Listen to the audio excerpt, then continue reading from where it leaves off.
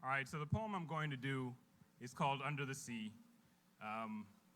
Some of you may have guessed it. Some of you may have heard it already based on the shirt. And really, it could have been used for the lust of the eyes, the lust of the flesh, but I chose to use it for the pride of life because the Lion King takes place in Pride Rock, Pride of Life, Pride Rock. It just seemed like it was meant to be, so here we go. The seaweed is always greener in somebody else's lake. You dream about going up there, but that is a big mistake. Just look at the world around you, right here on the ocean floor. Such wonderful things around you. What more is you looking for? Under the sea of our skin is a wave of discontentment, of envy, a subtle compilation of desires that reach with outstretched arms for the life of someone else, not knowing that the same person that we long to be is struggling themselves with a need to belong, proving that you can live under the sea and not see under the surface.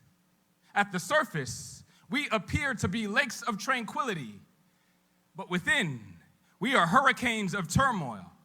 Picture imperfect lives comprised of sin and our temptations. If these imperfections showed on skin, we'd look like 101 Dalmatians. Ruled by worldly illustrations, we let flesh direct our sight when our heart palpitations crave a life that's Snow White.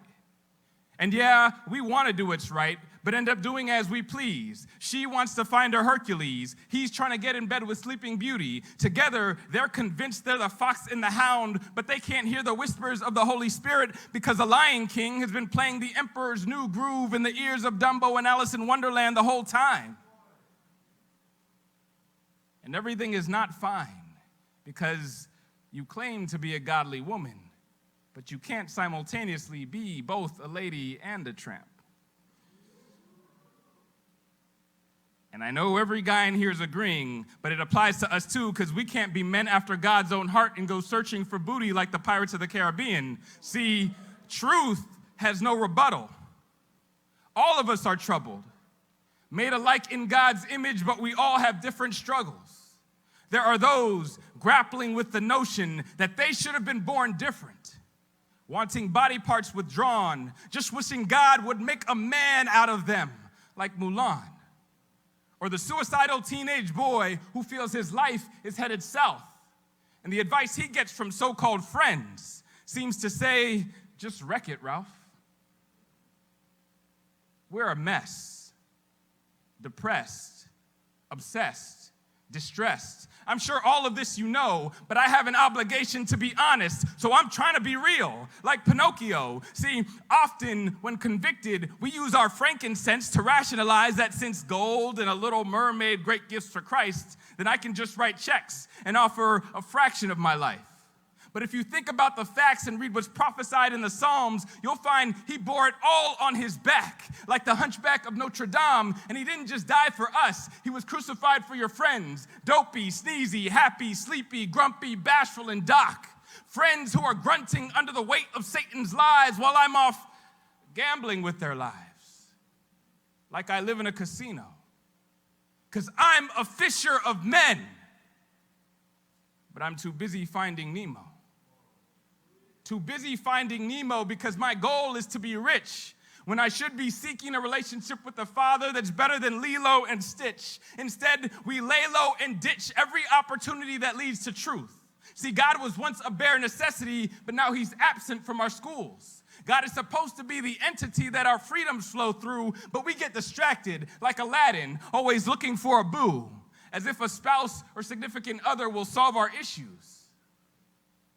For those who don't know where to go because your life is full of drama, rest assured you're being called to the water like Moana, a place where sins are washed away and broken people are made new, where God's name is penned in permanent marker on the bottom of your shoe. And yet it's true. Our lives have ups and downs when all we want to find is peace. One day joy, the next day pain. This life's a beauty and a beast. So if your hope seems caged and shackled, please know we hold the master key. We've got the Spirit. You've got to hear it. In time you will see. And if the same Spirit that raised Christ from the dead is the same Spirit living in me, then I'll be good whether I'm part of your world or I'm drowning under the sea. You see, my life may not be a Disney movie with crystal balls and magic wands, but I take comfort in one thing that helps me carry on. And though I fall, I slip, I crash, I trip, like clockwork, dusk till dawn, each time I fail, His love prevails to infinity and beyond.